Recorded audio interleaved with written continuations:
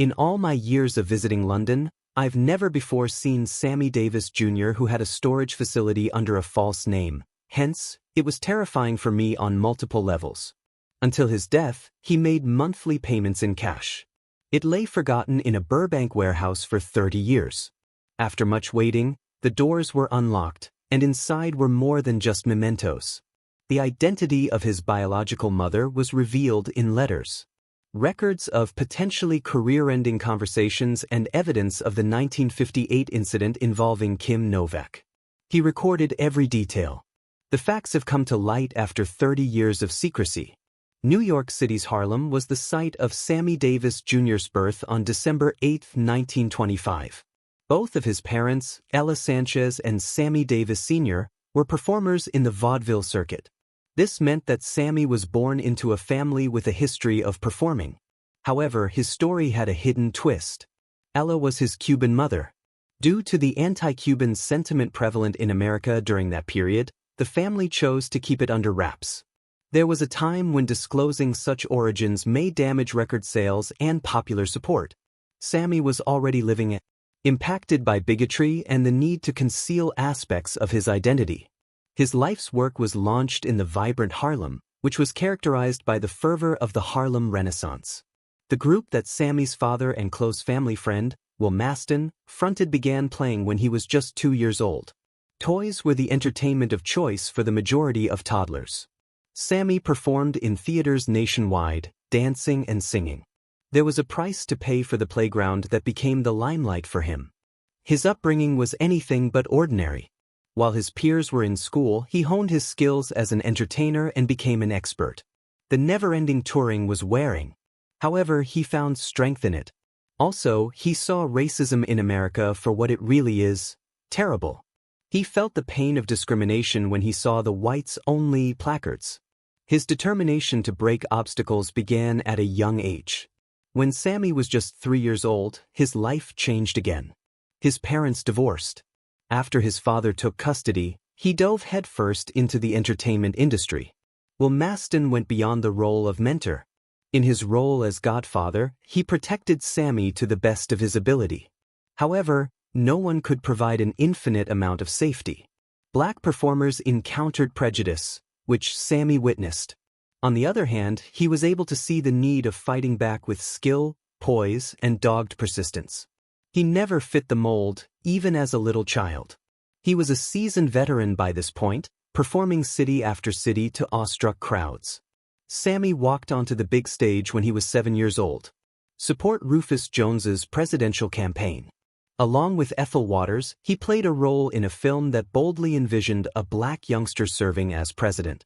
The film had serious undertones despite its comedic moments. At an era when black actors were underrepresented in Hollywood, Sammy's charisma shone through. Many were enchanted by his dancing and singing. There were hints of future content in the film. As a performer, Sammy was more than that. He was formidable. Even for a brief moment, he possessed the unique ability to make people ignore their skin color. But performing meant giving up some things. Unlike other kids, Sammy never attended school. For him, there were no classroom essentials like desks, chalkboards, and bells. Everything he knew he picked up along the way, in books he discovered, and from the people he encountered, on the stages that were his. Languages, instruments, and abilities that could not be taught in a school were things he taught himself. He was equally driven to succeed and to learn. He demonstrated that academic achievement is not a prerequisite for greatness. A thirst for knowledge, perseverance, and enthusiasm can all contribute to this. Crucial turning point came in 1943.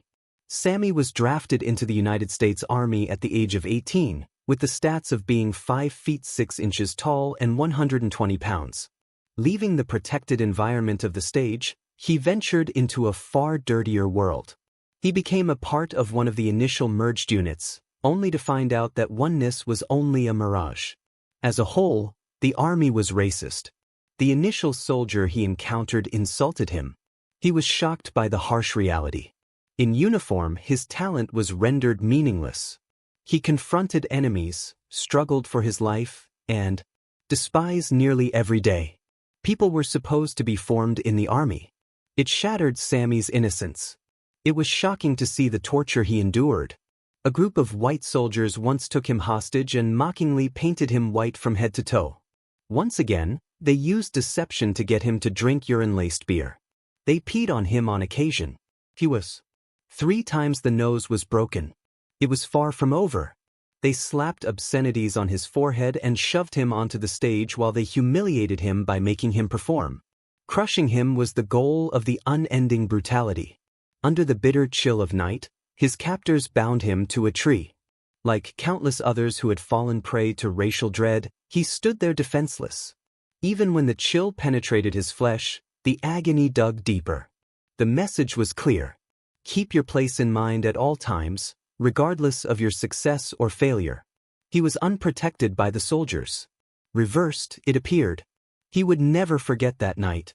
A wound on his chest and his soul. The situation deteriorated in severity.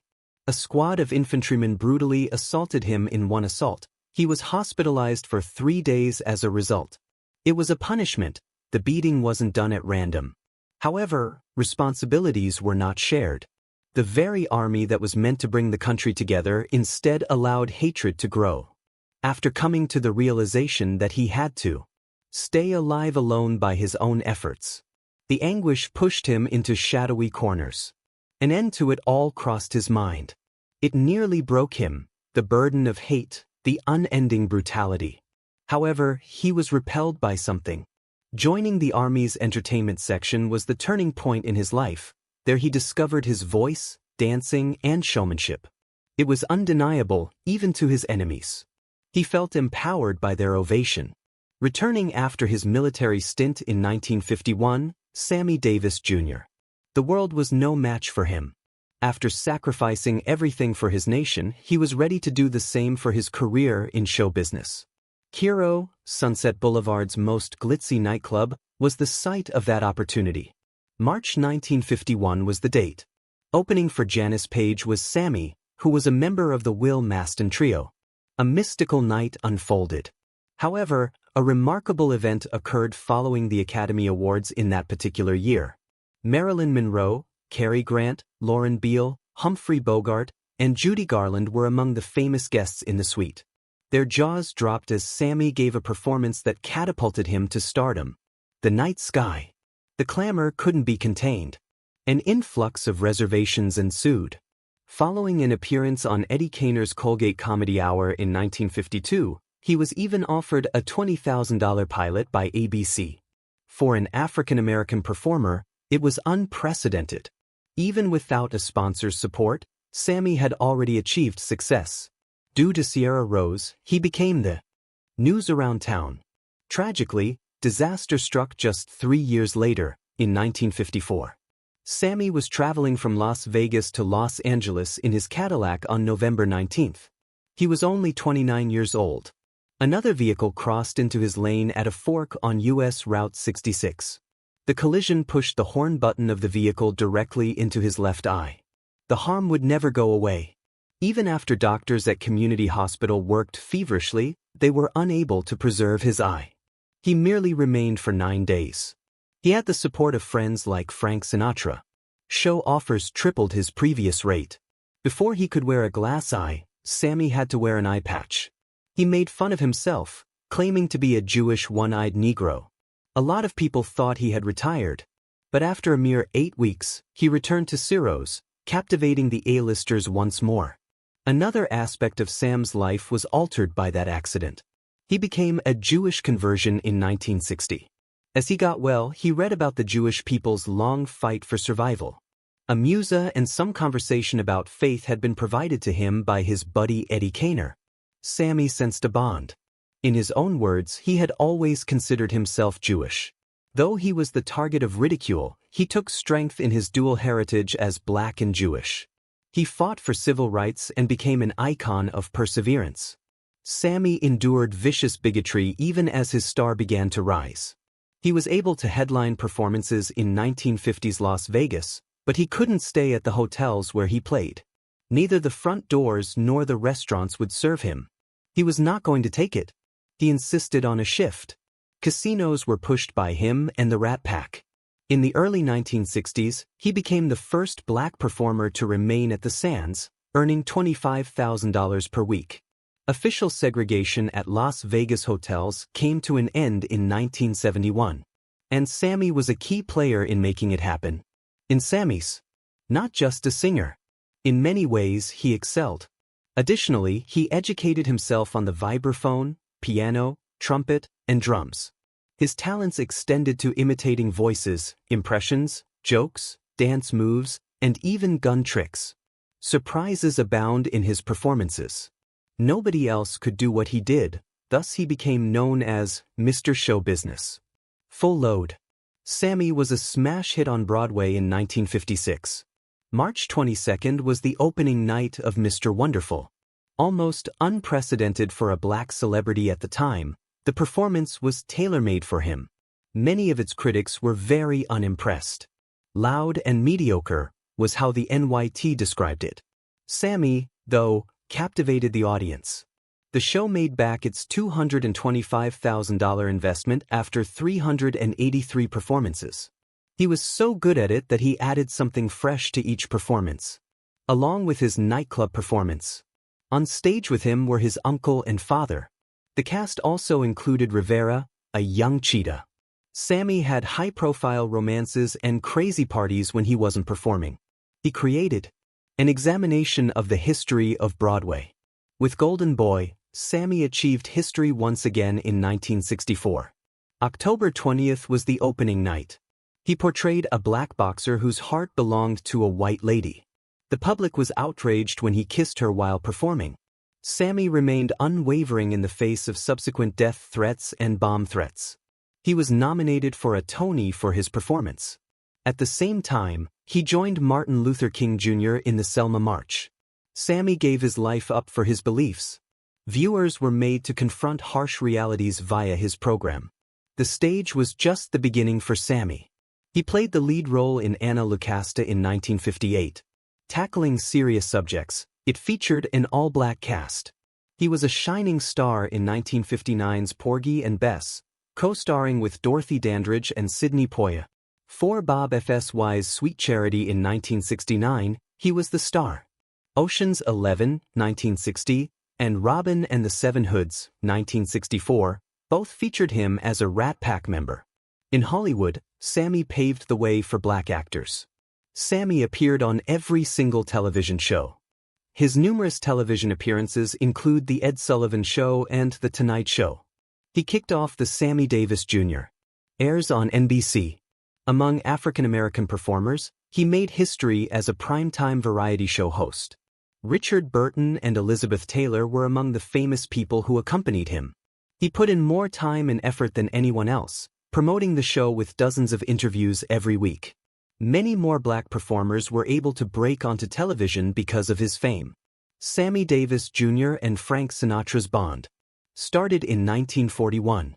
Sammy was barely a teenager. A Detroit performance by the Will Maston Trio featured him.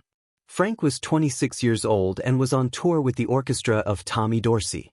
Frank knew he was seeing something extraordinary the second Sammy stepped onto the stage. Frank persisted in exploring ways to aid Sammy throughout the following 10 years. Frank ensured that he was accompanied by the Will Maston Trio at New York's Capitol Theater. In that instant, Sammy's life took a dramatic turn for the better. Frank did more than hold doors open. He defended Sammy when it counted. Because of his race, Sammy was denied entry to New York's Copacabana in 1950. The wrath of Frank grew. The following night he insisted that Sammy come back. Sammy was warmly welcomed this time. That wasn't all Frank did. He would insist on entering the building with Sammy, sharing a table with her, and turning down performances at venues that wouldn't treat them with dignity and respect. Frank took daring and perhaps risky steps during a period when black performers were compelled to utilize separate entrances and lodgings. Frank stepped in once again when Sammy lost his left eye and nearly died in a vehicle crash in 1954. He sent Sammy to Palm Springs for treatment and covered the costs of the hospital. No space for self-pity was allowed by Frank. He threatened Sammy with the loss of everything unless Sammy returned to the stage. Sammy returned to performing in front of crowds in a few weeks. He got famous for his bravery. Because Sammy looked up to Frank, he sought to emulate his style. Every single one of his hair curls. The world witnessed the embodiment of genuine loyalty through their friendship. The experience empowered Sammy to enter the exclusive circle of Hollywood's elite. The world witnessed the magic of friendship in a 1960 film. On August 3, Ocean's 11 made its debut in Sin City. Joey Bishop, Frank, Sammy, Dean Martin, and Peter Lawford were among the film's stars. Acting out a daring theft, they were all veterans of World War II. Nighttime shooting and late-night performances at the Sands and other clubs kept the Rat Pack busy behind the scenes. An integral cog in the wheel, Sammy played Josh Howard. It was a $5 flick. $5 million, or around $55 million today, at the box office. An iconic image was created by that last shot of the Rat Pack passing by a casino sign that bore their names. Sammy was no longer an ally. He was a shining star. In the 1950s, Sammy was making as much as $25,000 a week in Sin City. But he still couldn't get inside the hotels where his shows were taking place, no matter how full the theaters were. He was compelled to remain at a distance on the west side due to segregation. Sammy would not set it aside. He made history as the first black performer to receive complimentary lodging and meals on the frontier. As a result, it was easier to. The Las Vegas color barrier. He persisted, purchasing a Tropicana interest and lending his support to civil rights demonstrations.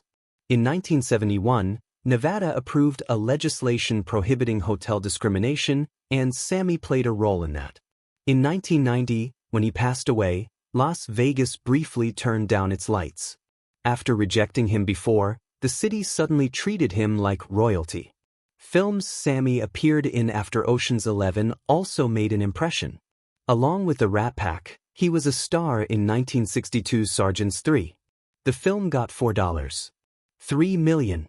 John Wayne even let Sammy wear his cap. His breakout role came in 1964's Robin and the Seven Hoods. There was gangster drama, humor, and music in the picture. As Will, Sammy maintained his composure.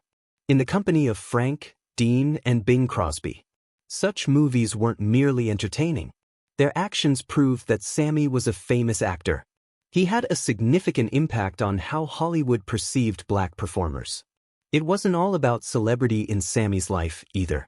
He had feelings for Kim Novak in 1957. There was no Hollywood star more famous than her. On Steve Allen's show, they happened to meet. Almost immediately, they began celebrating holidays together and eventually met one another's families. Intercourse between people of different races was risky back then. Out of all Americans, only 4% thought they were good. People were still thinking about the lynching of Emmett Till. Sammy and Kim made an effort to conceal the truth. Perched underneath blankets for vehicles. At a Malibu beach home, they crossed paths. However, a gossip column made the bogus claim that they were engaged in January 1958. Word got around quickly. Studio heads scrambled. The mob became enmeshed. Columbia Pictures was involved with the kidnapping of Sammy. They threatened to cut ties with Kim unless he ended things with her. The retina. Worse yet, not even Sam John Anna, the ruler of the mob, could guarantee Sammy's safety in Hollywood. Fear gripped Sammy. The couple's breakup occurred on January 7, 1958. He had no desire to. He was stuck with it. He wed the black vocalist Lori White a few days later, on January 10. In order to appease the crowd and the media, it was all staged. She received up to $25,000 from him. He attempted to strangle her that night because he was so distraught. He was discovered armed and alone by his helper later on. In April, the marriage came to an end. Sammy has lost nearly all of his possessions due to his romance with Kim. Defying racial norms in 1950s America was a risky business, as this play demonstrated. There was more than meets the eye when Sammy Davis Jr. wed May Britt in 1960. It was an open challenge to one of the most hideous taboos in the United States. 13 states had outright banned interracial marriages by that point. Only 4% of Americans were in favor of black-white marriages in a 1958 Gallup poll. The couple's intended Hollywood synagogue, Temple Israel, was hit with endangerment and threats of violence.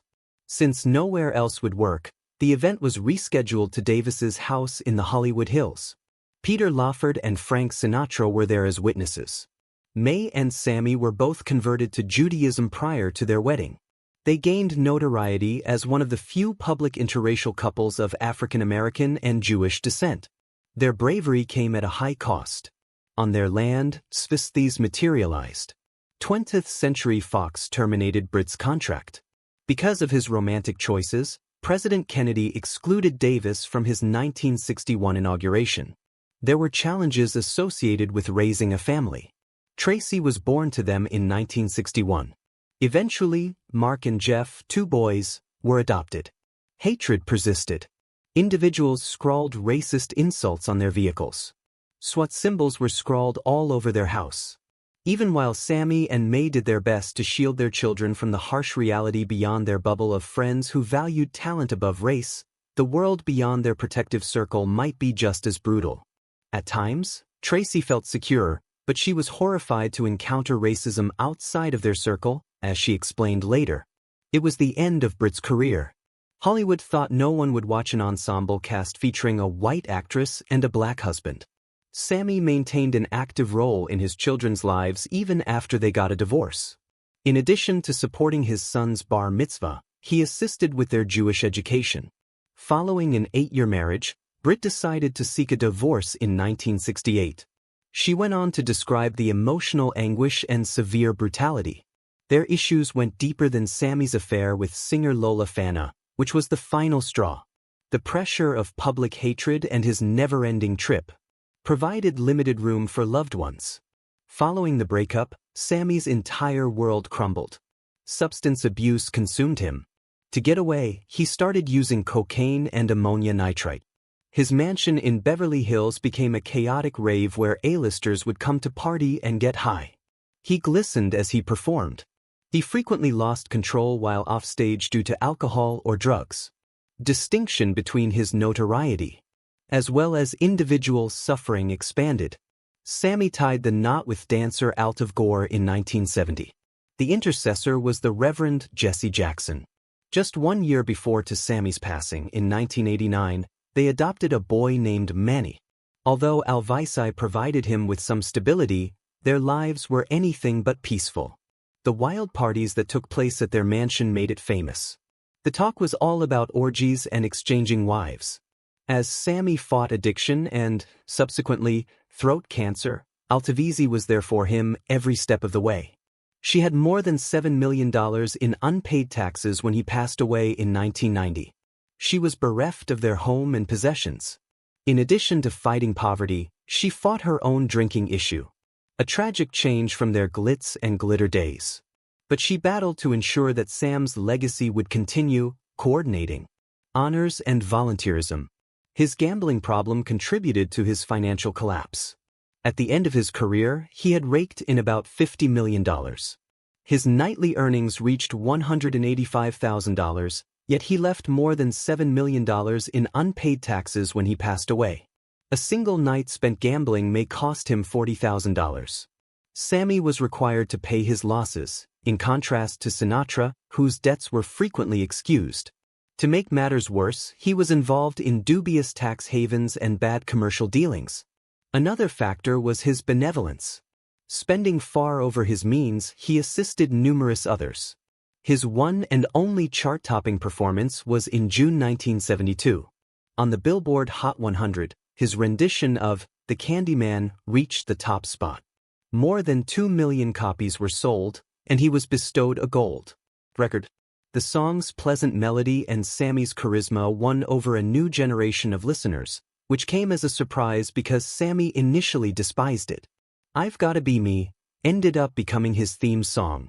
The theme of living one's life to the fullest and remaining honest, which was released in 1968, resonated with Sammy's struggle for self-discovery. In addition to losing his left eye in a vehicle accident in 1954, he encountered religious intolerance and bigotry. Still, he never allowed these. He's broken by stuff. As a declaration of hope and defiance, he frequently finished shows with the song. He made Las Vegas his kingdom. He was making as much as $25,000 a week by the late 1960s. His demands for equality contributed to the transformation of the city's racist practices. Spectacular combinations of music, dancing, impressions, and comedy made up his performances. Las Vegas became the entertainment capital it is today in large part due to his success. As a permanent homage, his likeness can be seen on billboards and casino walls. Sammy pioneered new ground on television as well.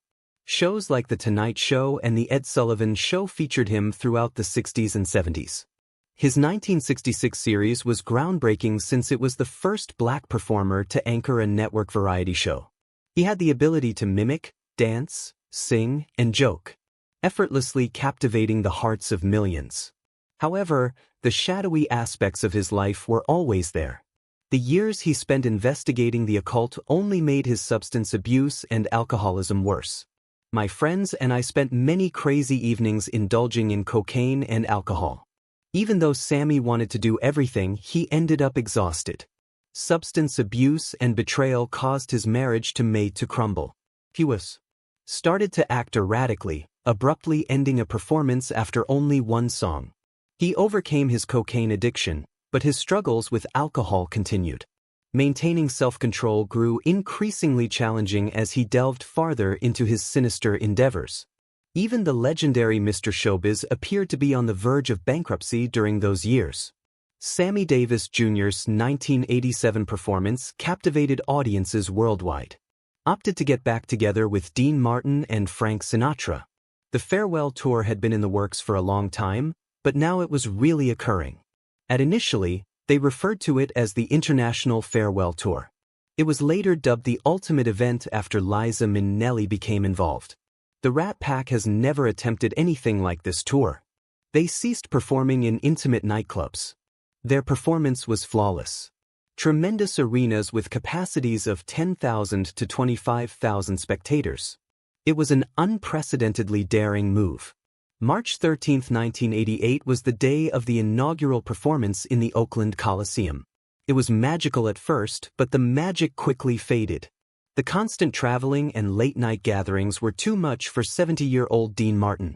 Claiming a renal issue as his excuse, he quit after only 5 performances. Despite the tour's interruption, Sinatra and Davis persisted.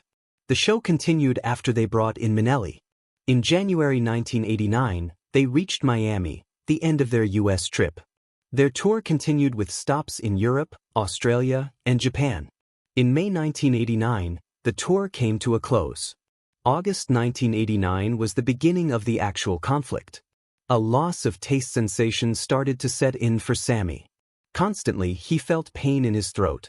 Shortly after, the devastating news came from the doctors. Cancer of the throat.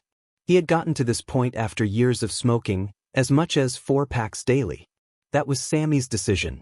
If he wanted to preserve his life, he could allow surgeons to remove his voice box. Radiation therapy is another option for him if he wants to continue singing. His voice was his choice. He underwent 8 grueling weeks of therapy. It appeared to be effective initially. Tumor size decreased. Even though Sammy had a couple triumphant stage returns, the cancer had returned and was rapidly progressing by early 1990. There was no longer a chance for surgery. Sammy lost so much weight, about 60 pounds, that he could hardly speak. The illness robbed him of his vitality, his ability to speak, and ultimately his life. At the age of 64, Sammy Davis Jr. passed away on May 16, 1990. His habit, which had driven his late nights and incessant performances, had stifled his gift to the world. But that wasn't the end of the misery. The truth of Sammy's wealth was revealed when he passed away at his Beverly Hills residence. More than $5 million was owing to him despite his 6 decades of earning millions. Financial burdens. The original debt of $7 million ballooned to almost $13 million as interest and penalties were added on. In order to settle their debts, the IRS confiscated his whole estate, which was valued at about $4 million. Elvis, his wife, was left to deal with the aftermath. Her share in the debt was due to the fact that she had co-signed their tax forms. With no choice, she sold their 11,000 square foot estate for $2.7 million. In any case, the mortgage was paid off with the majority of that. There was still more debt. A retail center mortgage of $118,000, $2,500 for groceries, and $2,000 for tuxedos remained outstanding for Sammy. His future revenues and insurance payments also went to the Internal Revenue Service. For a long time, Alves battled in the courtroom. She had lost nearly everything by the time she settled with the IRS in 1997. The world was taken aback as one of its most brilliant lights began to deteriorate, both physically and financially. The subsequent auction only served to heighten the anguish. The Los Angeles event took place in September 1991 and drew about 1,800 attendees. They came to purchase fragments of Sammy's biography. He put more than 500 of his possessions up for auction. A whopping $4,275 was his golden record from the Candyman. He made $11,000 from only one pair of his tap shoes. Caps, walking sticks, jewelry, scrapbooks, and even his caps were bought by people. It brought in $439,000 at auction. The $7 million tax bill was hardly budged by it. The sight of her husband's valuables slipping from her grasp brought Alves to tears. The situation was exacerbated because Sammy had already lost some belongings. Along with an Andy Warhol picture, the missing list contained 185 pieces of jewelry. Next, an unexpected turn of events occurred. Late in 1991, a man called Matthias Horenik, who was 28 years old, received an unusual bill for $365. He had never even considered renting a storage unit before. Someone had stolen his identity. A one self-storage of Burbank investigated and discovered the rental of the unit was made using false information. Because the management was afraid anything harmful might be hidden within, he contacted the authorities. The contents of the locker were stunning when they opened it. Included therein were the cherished possessions of Sammy Davis Jr. Along with photographs, papers, and a jukebox featuring the Candyman, there was also a trumpet and an old record player. 2 weeks subsequent to the auction, someone had already rented out that space, attempting hidden from view. The police found out that an Alves employee had helped hide the goods. He claimed he was attempting to preserve what little was left as the IRS was pursuing everything. They paid with cash using a stolen ID. Nobody would have suspected a thing if they had continued paying. Yet word got out to the IRS. They grabbed the stuff, thinking, in order to reclaim a larger portion of the loan. Alves denied any knowledge of the matter. This secret vault was simply the latest tragic turn in a tragic narrative of brilliance, stardom, and ruin.